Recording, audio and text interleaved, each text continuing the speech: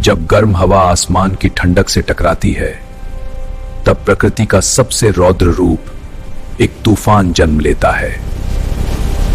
समुद्र की गर्मी और धरती की रफ्तार बना देती हैं पानी को तबाही का महाचक्रव्यूह।